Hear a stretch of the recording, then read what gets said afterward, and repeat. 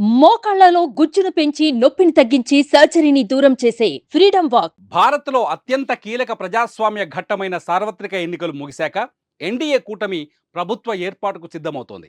ఈ నెల 8వ తేదీన మోదీ ప్రధానిగా మూడోసారి ప్రమాణ స్వీకారం చేయబోతున్నారు. కాంగ్రెస్ నాయకత్వంలోని ఇండియా కూటమి కేవలం 233 స్థానాలకే సరిపెట్టుకోవడంతో ఎన్డీఏకు అడ్డు లేకుండా పోయింది. గత ఎన్నికలతో పోలిస్తే బీజేపీ నాయకత్వంలోని ఎన్డీఏ కూటమికి సీట్లు తగ్గాయి. 2019లో బీజేపీ సొంతంగా 303 స్థానాల్లో గెలవగా ఎన్డీఏ కూటమికి 353 సీట్లు వచ్చాయి. ఈసారి బీజేపీకి సొంతంగా 240 స్థానాలు మాత్రమే వచ్చాయి. ఎన్డీఏ బలం ఇప్పుడు 293 సీట్ల వరకే ఆగిపోయింది. టీడీపీ వంటి ప్రాంతీయ పార్టీలు కలిసి రావడంతో ఆ మాత్రమైన సీట్లు వచ్చాయి. లేకపోతే ఎన్డీఏ పరిస్థితి ఇబ్బందికరంగా మారేది. బీజేపీ తర్వాత మిత్రపక్షాల్లో అత్యధిక స్థానాలు గెలిచింది టీడీపీ, జేడీయూ పార్టీలే. టీడీపీ 16, జేడీయూ 14 మంది ఎంపీలను ఎన్డీఏ కూటమికి అందించాయి. శివసేన ఏక్నాథ్ షిండే వర్గం 7 ఎంపీలను అందించింది. ఎన్డీఏలో ఉన్న ఇతర మిత్రపక్షాలన్నీ చిల్లరగా 3-4 సీట్లు, 1-2 సీట్లు ఇలా గెలిచాయే తప్ప బీజేపీకి గట్టిగా నిలబడి సపోర్ట్ చేసే స్టామినా వాటికి లేదు. దీంతో ఇప్పుడందరి దృష్టి టీడీపీ నేషనల్ ప్రెసిడెంట్ చంద్రబాబు పైనే ఉంది. చంద్రబాబు రాజకీయ వ్యూహాల గురించి ప్రత్యేకంగా చెప్పనక్కర్లేదు. అనేక సంక్షోభాల నుంచి పార్టీని, ప్రభుత్వాలను సేఫ్గా ఉంచిన చరిత్ర ఆయన సొంతం.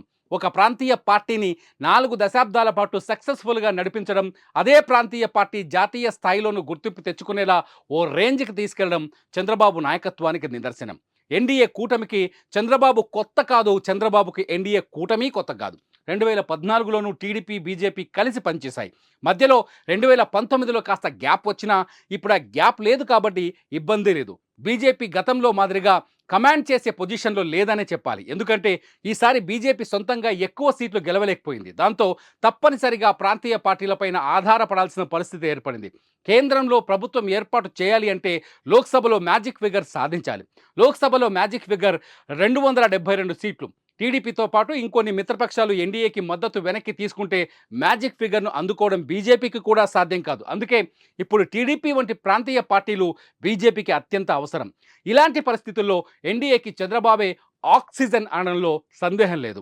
బీహార్కు చెందిన జేడీయూ పార్టీ 14 మంది ఎంపీలను అందించినా ఆ పార్టీ సారథి నితీష్ కుమార్ ట్రాక్ రికార్డు అంతంత మాత్రమే. ఆయన ఎప్పుడు హ్యాండ్ ఇస్తాడో ఎవరికీ తెలియదు. 2022లోనూ ఓసారి నితీష్ ఎన్డీఏ కూటమిలో కలకలం రేపారు. ఓవైపు ఎన్డీఏలో ఉంటూనే కాంగ్రెస్ నాయకురాలు సోనియాతో టచ్లో ఉండేవారనే అప్పట్లో గుసగుసలు వినిపించాయి.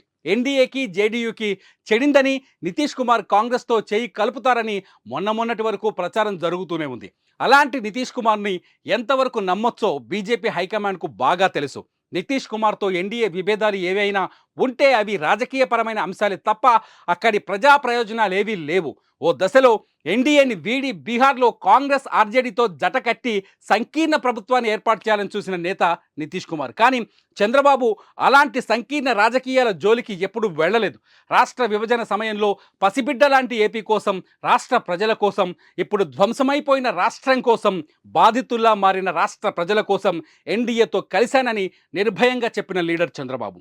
ఏపీ విషయంలో, టీడీపీ విషయంలో, ముఖ్యంగా చంద్రబాబు విషయంలో ఎన్డీఏకి గతంలో ఏవైనా విభేదాలు వచ్చినా అందులో రాజకీయ అంశం ఒక్కటి కూడా కనిపించదు.